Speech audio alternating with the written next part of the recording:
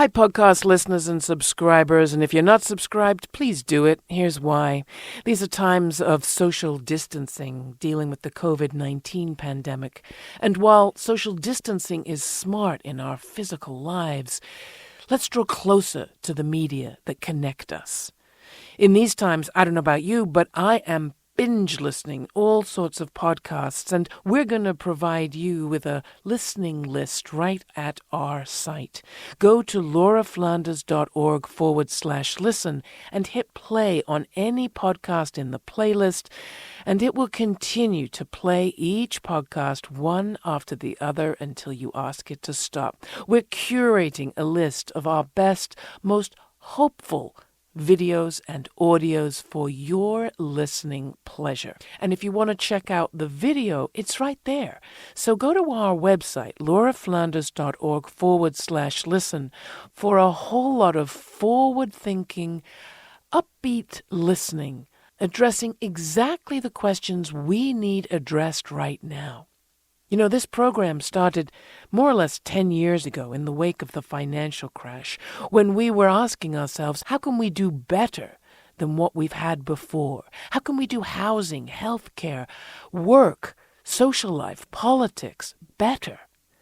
In 2008, we failed to take advantage of the crisis to really make the changes that would have avoided at least some of the crisis we're facing today. We said back then, let's not recover the system that just crashed. Let's come up with something better, something that works for more of us, more of the time, for more healthy lives and a healthier planet.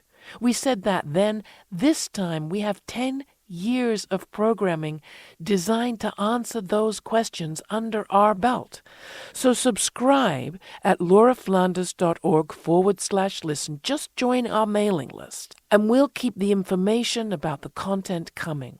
And if you want to be part of our community that supports the production of this content going forward and get full access to all the extras we're going to be providing in these times, subscribe. You can do it for as little as $3 a month.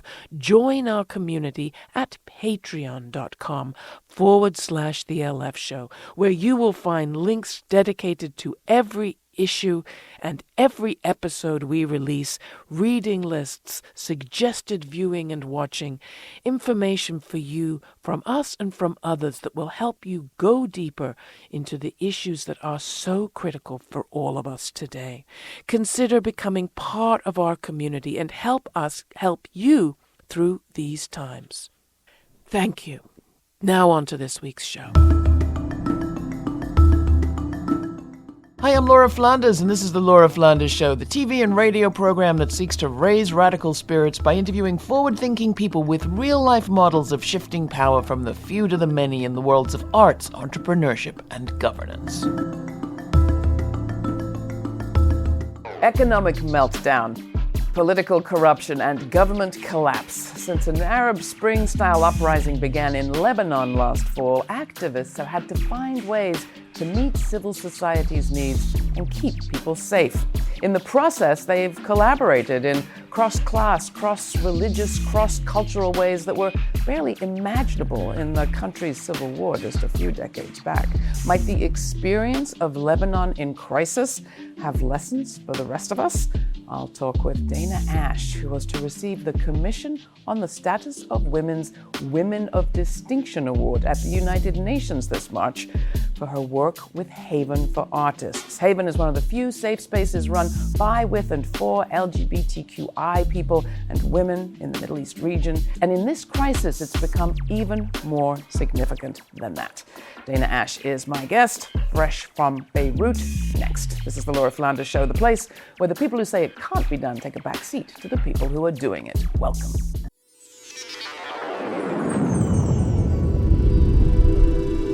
So Dayna, welcome. And I hate to make you do this because it's kind of remedial education for the rest of us.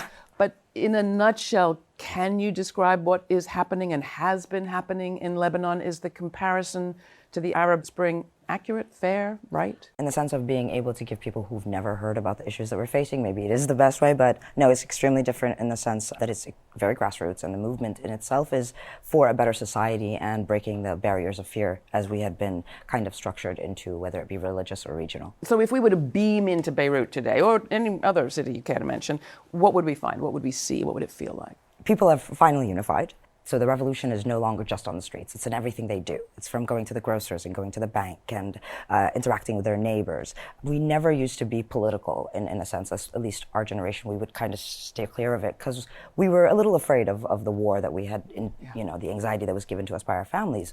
Now we talk about it all the time. So we were never allowed to talk about politics on the table. And now if you don't talk politics, you're not invited to the dinner today. Now you say we, but there's also a you in this. There's an I in this. Talk about yourself, because you have spent half of your life in the U.S., right? Yes, I grew up the first part of my life in California, and then I moved to Lebanon when I was around 16 years old. And it was a very interesting kind of culture to readjust to, because I was, in a sense, still, very much an Arab in my identity. But growing up here, you have a different set of thinking and how you structure your life. When we moved down there, it was interesting to see how long it would take me to actually adjust, and it didn't take too long. The city was quite embracing in the fact that it was lacking so much that you can find your place in any way you can. So when you say that things have changed even at the level of getting your groceries, describe that for us. We never talked politics. We used to walk into spaces and you would have a political leader's picture in there. So we have a lot of different sects in Lebanon, and everyone kind of follows their leader, and that's the region and that's the religion, and everything is just kind of runs cue to this. Now it's not like that. The pictures have been removed, and when you walk in, it's usually the grocer complaining equally as much as you. And that's usually that's not something we expected. You usually used to talk, they never gave a positive look towards activism or trying to change what we were living. Now it's like, you must go down, and a lot of the older generation keeps pushing us down onto the streets, which is great. Are you excited to be part of this revolution? How does it feel? I have never been able to fully comprehend what it's like to be Lebanese until now. October 17th not just solidified my identity, but solidified my understanding and my want to stay in the country. We were all struggling. We were all working very hard. We work 3-4 jobs to make ends meet. We have extremely high rent and real estate with $450 a month minimum wage. So the country just makes absolutely no sense. And now we've come to terms with the fact that the only way that we can change this is if we stick together. And it's become a very, very active role that every single person is doing. We were asking how we organize now. We met in the squares and we've never left each other.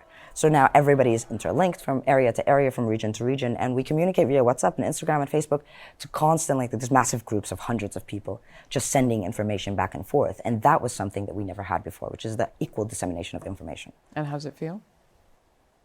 Like it's time for a revolution. No, I would imagine that some things have changed because money has changed. I mean, people, when I said I was going to talk to you about Lebanon, they said, well, as far as I understand it, there's no money. You can't get means of exchange. Absolutely not. The money is disappeared. It disappeared a long time ago, and I think that was the facade that our government was able to pull off for so long. No, is that just a euphemism? Are you just talking sort of conceptually? No. We're negative 60 billion, I think. So you reach in your pocket, go to the ATM? We can't withdraw money from the ATM. I think it's $50 a month now that we're allowed to withdraw. And our currency was originally pegged at $1, so it was 1,500 liras to every $1, which was the financial engineering that they had kind of concocted for 30 years. And then suddenly we are at 2,750, which means our value of currency has dropped by 50%. And that means our salaries have dropped by 50%, but the cost of living has increased because we import 90% of what we use and consume in the country. So it's nice to have political conversations with your grocer, but what are you eating? Well, we try as best as we can. So in the end, the country is not completely falling apart. We do grow a lot. The country has never invested in its own kind of sectors. It's never cared about investing in its people. It was always about creating deals with the rest of the world, and our politicians, that was their way, I think, of pocketing a bunch of the deals themselves, or whether it be contracting or otherwise. You have an enormous number of banks for a fairly small country. Yeah, I think it was around 150, something like that, 130 to 150 banks in 10,452 meters squared. So why so many banks? Because our politicians own them. So all of our politicians have shares within all of these banks. So originally, we were a country that produced a lot. And we produced silk, and so the royal color that's known for royalty was actually produced in Lebanon. I think it was around the 1920s, they decided that we were going to be a banking country. So they started shifting into the banking sector, and that was where everything went. And Riyad Salameh's financial engineering was that he was going to give high interest rate to our diaspora so that they invest money into the country. But if there's money coming into the country, but there's no circulation of money, which means the money is not actually accumulating, and it's just getting pocketed by all of these private sector banks, in the end, you're going to go into a massive recession. Which is exactly what's happened. This spring, I think Lebanon defaulted on its loans to international finance for the first time. $4.6 billion owed this year. And now, well, the default, in a way, kind of what they're saying is going to be pushing into creating a new strategy to restructure our debt and see how we're going to pay it back. But the Lebanese citizens are saying, "Mish daf'in, we will not pay this debt. You have to pay it because we're aware of your bank accounts and your numbers and your corporations and how many banks you own, and yet we're the ones starving. So we are not going to be the ones to hold up that." So the reason I'm so excited to talk to you, as if people wouldn't have figured this out by now, is that I hear as if it were a little bit of a sort of news dispatch from a possible future where one has entirely financialized one's economy. One has allowed politicians to accrue the benefit of power and money from that financialization. Yeah. And people are suffering. Absolutely. Then comes the uprising part. What was it that triggered the uprising, per se? Well, there were multiple factors. They built up to it. Other than the fact that we've been building up for 30 years. In particular, there were the fires that engulfed all of Lebanon. They burned half of the Shuf. And this was at the same time people may have seen the pictures from Australia. Exactly. But there was similar fires happening where you are. The beautiful cedars of Lebanon were half scorched. Like most of the mountains were really in disparity. The biggest, I think, moment for us was when a reporter was up in Shuf and she started crying on national television, saying, "I can't believe I'm hearing people screaming in their houses." And our government didn't react. Actually, volunteer firefighters, including Palestinian firefighters, volunteered and went and did this. Most of the area, the region was, just local neighbors going out and trying to turn this fire off. We had 3 helicopters that we had been gifted, and we needed to just do maintenance on them, which I think was around 2-3 million or something like that. And at some point, one of the governments donated another 13 million for maintenance, and then the 13 million disappeared, and the helicopters were never maintained. That was kind of like the big slap to everybody's face of, we always knew there was corruption. We always were aware of how much stealing there was. But we weren't aware of just the amount of incompetence that was kind of riddling our entire structure. Incompetence, another word that seems very familiar to us. The other thing that I want us to mention before we get into the Haven and your award and what is flowering in the context of this resistance is, of course, the refugee crisis, which we hear a certain amount about.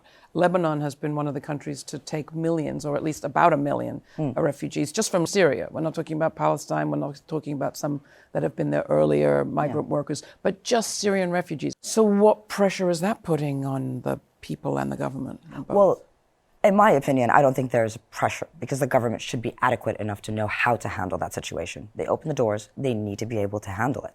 If they are allowing these people to come in, they need to present them with some kind of standard of living. The United Nations is working there, UNHCR, all of them work there.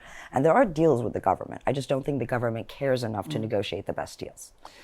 So in the context of all of this, you are running a safe space for women and LGBT, lesbian, gay, bisexual, transgendered, and inquiring, questioning people in the middle of Beirut. Yeah. For artists, but also a safe space for women and for people. Well, you tell me, what's the status of LGBTQI people in Lebanon today? Oh, that's my favorite subject.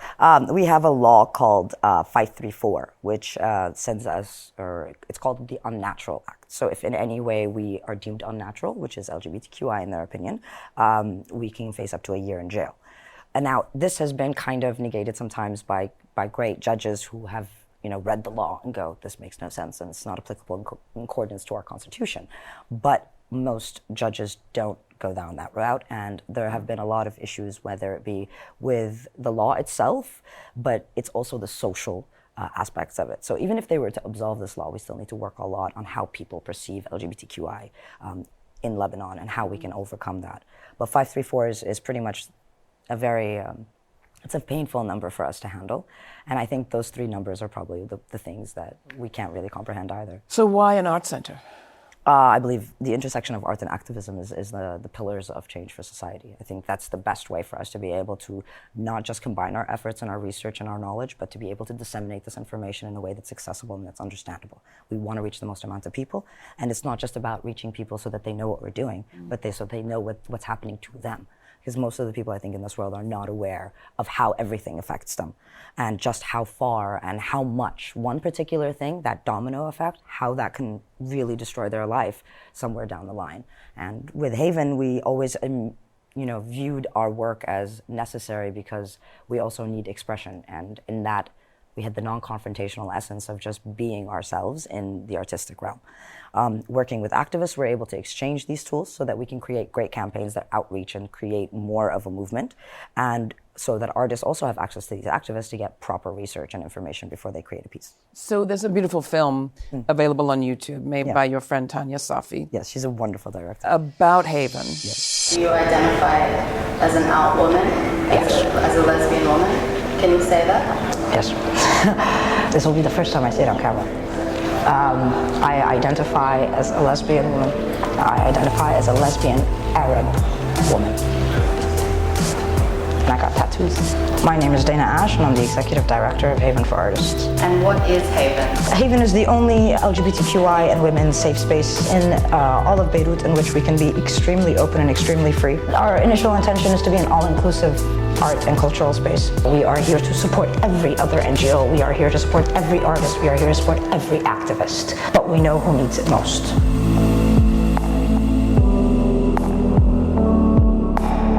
We always give out flowers on Women's Day, and then we always buy extras so that we can give women every other day and say every day is Women's Day. People that do come here intentionally are people coming here in order to be free, in order to express themselves freely, to be themselves, to dress in any way or form that they would like to converse and not feel pretentious, to love and not feel hated. And the community just grew and grew on the basis that the space was there. Being raised in the States made me arrogant and ignorant to the strife of others. And when I came to my country and I thought that I could be liberal and free and out and proud and all of that, and I was faced with my family saying, no, you cannot, no, you cannot, that's when I realized that this was a privilege that I was given, that my country should be giving its citizens as well. And that's when I began working on Haven. This is the Laura Flanders Show. I'm Laura. I trust you're looking after yourself and those around you in this time. My guest is Dayna Ash, founder and director of Haven for Artists in Lebanon, a place that's all about looking after the LGBT community and women in need. It's in the heart of Lebanon, in Beirut, the capital. You can see it in action in the video at our website. That's at lauraflanders.org. And to our lovely podcast subscribers and listeners, I hope you're doing well. Many of you are listening a whole lot more these days and wanting more from us, more forward-looking content from the Laura Flanders Show, and we're doing our best to respond. We're producing a lot of extra content for these COVID times, lifting up actionable, real-life models of collective care and mutual aid. We want you to be accessing all of that content, but we can't get it to you if we can't get in touch with you. Sign up for updates at lauraflanders.org, and we'll make sure you get word of each and every special we release. If you listen on iTunes, help us spread the word by writing a quick review. Thanks. My conversation continues with Dayna Ash. Next, she shares what it means to be out as a lesbian in Lebanon, both personally and for the community. But first, here's Drown Out the Other, featuring Dayna and her collaborator, Nour Sokhon, courtesy of the artists.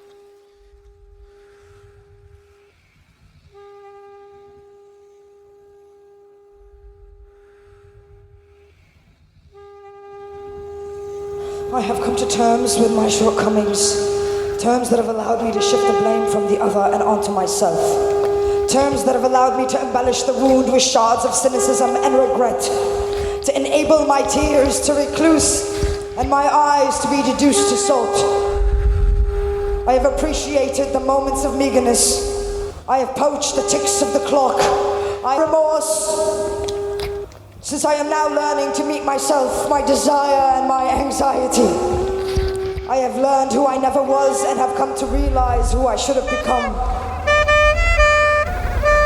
Nevertheless, I could have aimed any higher still. bend to the wills of my ideals, even when the tide swallowed my ambition. I was never compelled to be better than anyone because that would entail I had more belief that there was someone, that I was someone. I lulled myself into resistance, resilience, and consistency, into the realm of the unknowing and rising tide, simply to find myself wrapping a noose around my waist, just to hold my shame in place. In that film, you come out as a lesbian, and you say it's your first time. Yeah. Speaking as a fellow lesbian, I'm pleased with you, proud of you, and excited for you doing that. But in the context of this war, was not like the ideal time to come out, or was it? Well, I've always been out. I'm very outspoken about who I am, and but there's out, and then there's out on video. yeah, that was a moment. But I didn't. I think it was also Tanya, the way she is and the way she presents herself, and her being, in essence, a great filmmaker, made me feel extremely comfortable. And in the end, I wanted people to understand that there are Arab lesbians. This misconception that we are looked at with oppression, and yes, we are oppressed, but we're also fighting back. We are proud in a different sense than how, the West can be proud. And our job is to continue to change that misconception and to bridge so that we can create dialogue between all of the world. And how is that work intersecting, because it intersects in your body and your daily life, in who you are, with the resistance around the regime and the militarization and the financialization and the poverty and the lack of food? I always say that we have to fight a revolution on all fronts. There's no such thing as, well, we'll do this first and then we'll work on this. If we continue to do that, then people will always take advantage and prioritize their own needs over the needs of everyone else's. I believe that freedom is for every single one of us to design and not for one single person to define. Therefore, it is our responsibility to ensure that we are fighting on all fronts and making sure that everyone is moving, even if 1 inch at a time, together. So what concrete role is Haven playing and the people who are part of Haven in this context of now? In the revolution in itself. First of all, we've been on strike for 5 months. Our organization refuses to work. We actually closed our doors during the revolution and didn't say anything. We just moved our furniture and went back to the streets. It was 4 of us that moved the entire space, and we were in our clothes ready to go back with our tear gas masks just waiting. So we moved the house and we went straight back. And that was mainly because at that point, people were on the streets, and that's where they were going to need to stay. So there wasn't this much need for the space to continue opening its doors in that sense, especially since we ourselves were on the street and on the front lines. The entire team is very involved in the revolution in their own way. And it has nothing to do with just Haven. Haven is there to support everyone who comes forward. So any activist that comes in and says, I need Haven's this, or this, Haven is there to offer it. But Haven in itself as an entity is not functioning programs. Its artists and its people are functioning on the ground. And what's changing, or is anything changing, in the relationship of the LGBT community and the rest of the community in resistance as people come together around basic needs? Well, I don't think I've ever seen this amount of queer graffiti. It was beautiful because there's Yes Queer here and the Queers Built Beirut, and it's everywhere in the city. But mainly it's the fact that we got to a point where before it was being queer or being LGBTQ was an offensive term. So if you want to offend someone, you would call them that. And I think in America, you guys have the same word.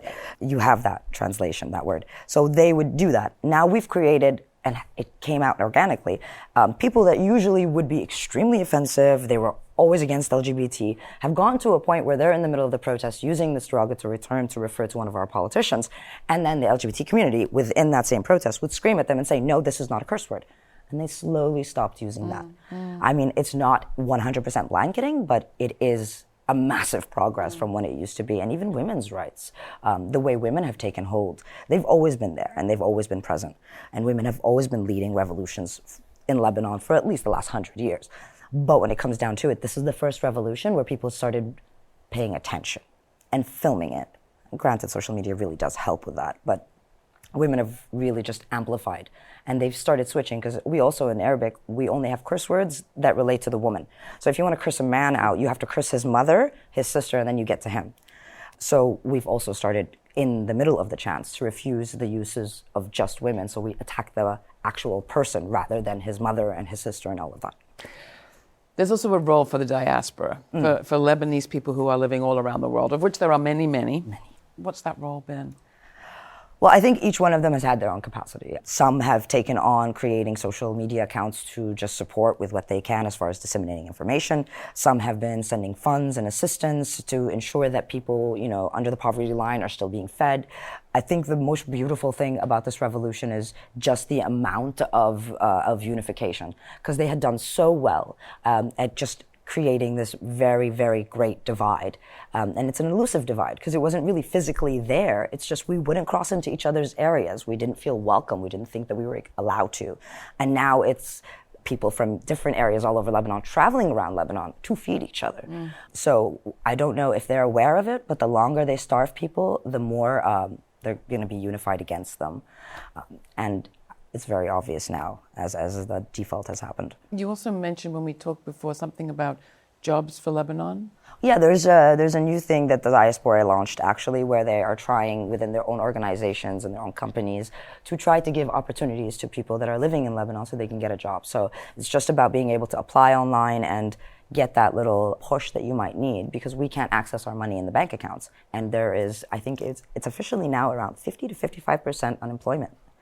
So people are able to actually sign up online for a remote position or doing a remote job for a company run by a Lebanese person or someone else who wants to hire a Lebanese person around the world. Around the world. So it's not charity, they actually have a job. They have a lot of work to do. Yeah, no, and there's one thing I have to say about the Lebanese people is that they're extremely resilient. I mean, when you survive so much occupation and then you finish that into more civil war and then you finish that and you're rebuilding your country, it just doesn't end. So our resilience is profound. But the matter of the fact is we have 4 million Lebanese people living in Lebanon, but we have 16 million living abroad. It's only right that all of these kind of bridges and links begin to, be recreated. What of your experience in Lebanon do you think would be helpful for us here, who are for sure trying to figure out how to be more resilient, how to come together across divisions, how to deal with corruption, economic meltdown, and a global pandemic at the moment we're talking? I think the first thing that this country needs is to come out of its kind of the stupor that they've put you in, whether it be through capitalism or consumerism. Step away from your screen for 5 minutes and really try to look at the other person living across the street from you, especially in New York, let's say. I mean, you have so much diversity that you actually have direct access to other people's strife and experience. I don't think enough people talk about each other's strife and experience here. I also don't think they care enough because they're so content with being able to order on Amazon Prime that they forget that there is a life outside that is, more than just a T-shirt that arrives at your door. And somebody's putting that stuff in that box and getting it there. Yeah. So it's just about being able to expand that. And for me, it's insane because everybody I've heard this a lot, especially in the last week that I've been here. Everyone's like, how do we do this? How do we do this? Well, you need to do, period. There is no more how do we. You get on the streets, you protest, you call for organizing, just a strike. What they did in Iceland, I believe it was 75% of all women went on strike to change their system. And now it's one of the best economies in the world. I think it's ludicrous for us to think that the power is not in the hands of the people. They want you to think that, and they've conditioned us into believing that we have no power. But when they say, go vote, it just in itself gives you the understanding that you actually have all the power, and even if you vote wrong, protest. Well, we're often told voting is our only option. And then the other thing we're told is that people in the streets just materialize magically. Dr. King's huge rallies just kind of appeared. I don't suppose what you've been seeing in the streets in Lebanon is entirely unorganized or spontaneous. What has actually gone into not just an expression or explosion of people's frustration, but the maintenance of this resistance in strenuous ways for so long? Yeah, so the spark of the revolution was absolutely organic in the sense that none of us knew that we were going down, and we just did. And it was because of an MP bodyguard firing live ammo into the air to disperse protesters. All of us were just, at home on Facebook or on Instagram or whatever, and we had that video pop. And within seconds, the entire country was on the streets. And when I mean the entire country, I mean the entire country within the first week had hit the streets. And a woman actually, which is the symbol of the revolution at this point, who's also now being sued by that MP, and she's being sent to military court. It's not just, she's not going to civil court. And the name of the woman? Malak, I believe. She's become Malak. She is the Malak, which means angel. And that's how we felt it, because she really did. She kicked him in the stomach and flew him back. And she was surrounded actually by a bunch of guys. And instead of all of them being, because nobody reacts that quickly. Malak reacted in an instant. And that's been kind of the momentum that can be seen every single day in the revolution, is women reacting in a way that, everyone always expected Middle Eastern women not to. And maintaining it? Are you also taking responsibility for feeding people, schooling people, looking after people if so much is shut down? Well, I think civil society and NGOs and independent actors and activists have been doing that for years. We've been doing it actually as Haven. We've been doing it for 11 years, and we're a nonprofit, and most of us are volunteers. And there are places like Recycle Lebanon. There's plenty of organizations that are functioning constantly, that have been functioning for years, that suddenly have now shown themselves. They've always been there, it's just the government has kind of not really made use of them like they should have. Because we don't recycle in Lebanon, we don't get rid of our trash. We had a trash crisis and we had protests, and still nothing happened. So you get to a point where it's like, okay, how do you react to this? And if it wasn't for civil society, I don't think we would have been able to function as a country. I wish it sounded more remote and foreign. No, it's quite similar to the state. And that's what I mean for when I say that the American citizen needs to wake up and realize that capitalism is the issue in their life. And I'm not saying abolish capitalism. Obviously, that's going to take whatever time that needs to be, but there needs to be an awareness that capitalism does not put people first. Capitalism puts the bank account first. And we need to work around that so that everyone has money and can live a life of dignity. Dayna Ash is our guest. There's more information about her work and the Haven, and if I had the award here, I would give it to you. I'm very sorry that the Commission on the Status of Women was cancelled because of the coronavirus. You will be getting many more awards, I'm sure. You and yours. Thanks. So thanks for coming to town. Thank you for having me. Want to watch? As many of you know, The Laura Flanders Show is also a TV show. We produce it on a shoestring budget and distribute it free on TV and cable and satellite, as well as to radio stations and as a podcast. We don't take money from government or corporations. We're made possible by our audience. That's you. And if you already contribute, thank you. If you're yet to, please go to our website and donate. And if you really want to participate in this project and partner with us in these uncertain times, join our Patreon community at patreon.com/The LF Show. There we make all sorts of special background information available about our guests, the topic, related reading, listening and viewing, and even a playlist of the music you hear here. We call it Music in the Middle. This week, our Patreon partners saw more videos from Haven for Artists and a special post featuring award-winning poet Aja Monet reading Apologies to All the People in Lebanon by renowned poet and essayist June Jordan. Aja, like Dayna, created a space for the arts and activism in the Little Haiti section of Miami. We've thrown up a link to the episode in which she joined me to talk about that. Again, you'll find that free at patreon.com/The LF Show. You don't have to contribute money, but we hope you will. Donations start at just $3 or $5 a month. During this time of social distancing, my whole crew and I are working from home, but we're holding you close and each other, and we'll keep the forward-looking content coming. We need it more than ever.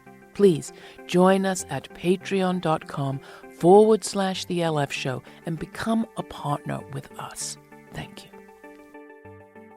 This show is produced by yours truly, Laura Flanders, with Matt Colicello, Natasha Gaspard, Nat Needham, Jeannie Hopper, Jeremiah Cothren, Dominic Marcella, and Mercedes Gorostiago.